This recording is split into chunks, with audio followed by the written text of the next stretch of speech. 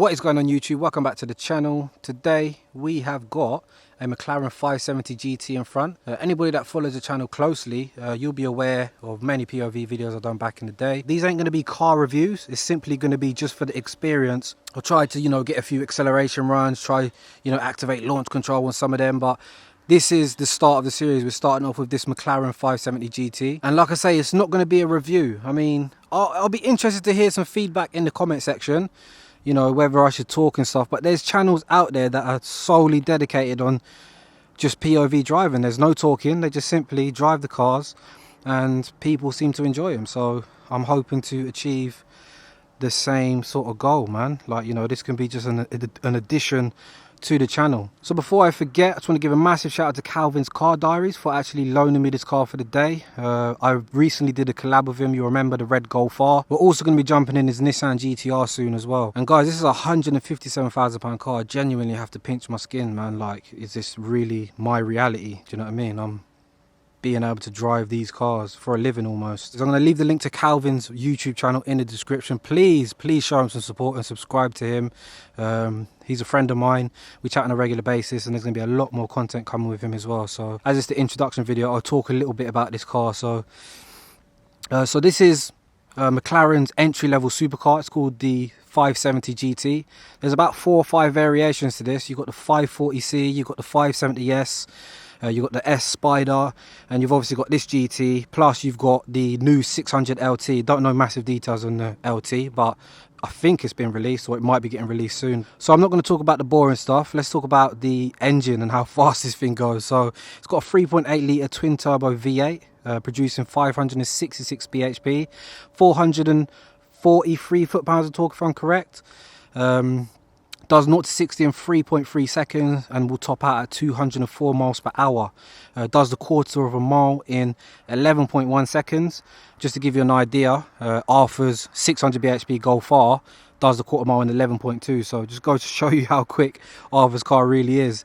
This is a £157,000 starting price. You can obviously spec these up way over 200.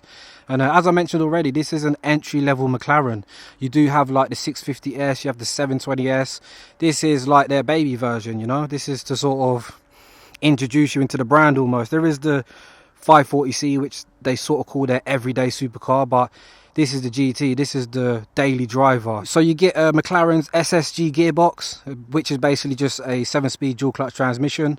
What does this car weigh? It weighs, I think, 1500 kg. But yeah, as you can see, it is a beautiful car, man. And I'm so grateful to even be driving this thing today. You also get these really nice looking forged alloy wheels. It's a staggered setup. So it's 19 by 8J on the front, and then it's 20 by 10J on the rear. Wrapped in Pirelli P0 tyres. Like I said, I'm not going to bore you with the interior. As you can imagine, is just absolutely beautiful. You've got this carbon fiber tub, which obviously contributes to it being lighter, makes it really rigid as well. But I mean, you got all of this Alcantara. So down here you've actually got 3 different driving modes. I think normal, race and track maybe. So yeah, let's get out in it, man.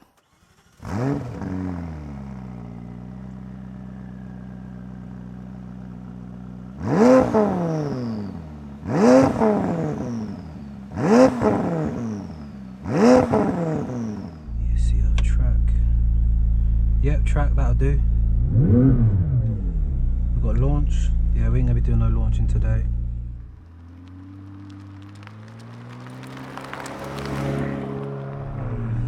Right.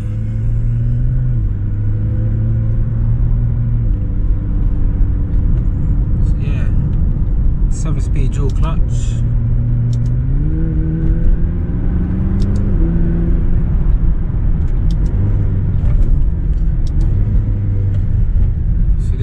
Normal settings, and you can feel with those turbochargers, doesn't feel massively alert, doesn't feel super awake. Same paddles as the 675 LT. Wow, that front end is unreal. Just even turn it there. Wow. Gearbox is smooth, changes gears really effortlessly. But when you apparently compare this to like the S, you can notice a difference. This car apparently has a little tiny bit more understeer when pushing it really hard. Yeah, it does move, it's moving around a little bit, it's following the road. We're only doing about 40, 45. It's perfect down here. Second gear, do a second gear. Okay. Wow. Yeah, you feel that rear squirming around a bit. And you can really feel the car following the camber of this road. Unlike any car I think I've ever felt. Yeah, it's really following everything.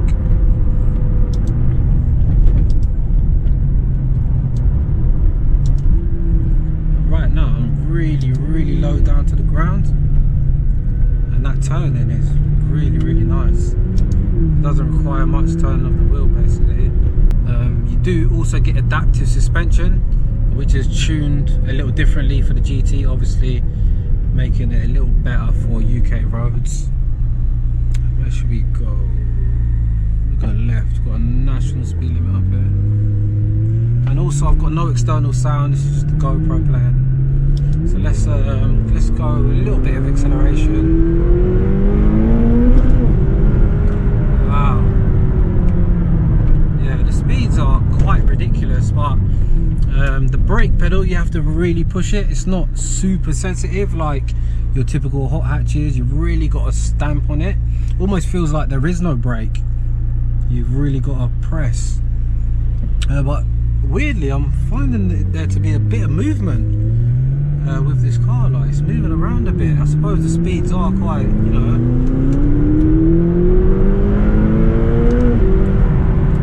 Yeah, it's all of the, you know what? I think I'm just feeling a car that's got aerodynamics for the first time.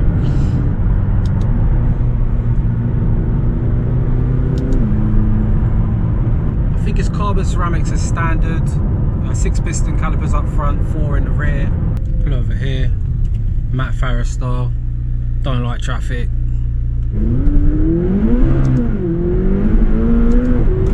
Oh wow.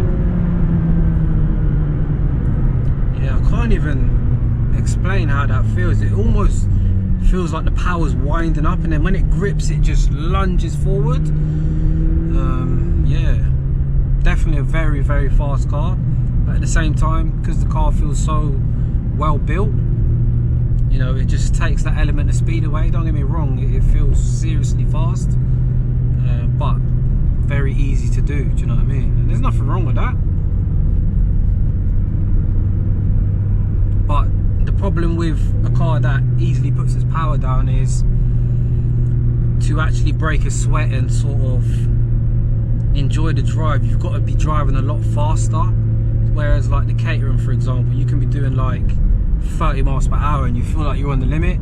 With this, for me to start sweating and enjoying and feeling rewarded from the car, I have to be driving a lot faster. You know, you need a track basically for a car like this. Yeah, I can't help but that front end just feels amazing, you know that? It's so light and accurate.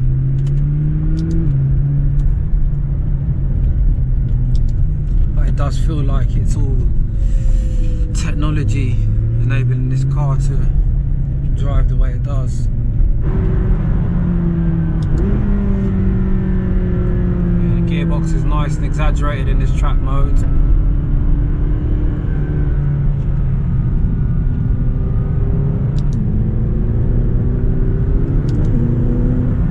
Yeah, turbos definitely feel a bit more punchy as well now. Loving this front end, and this road's pretty bumpy, but it feels nice.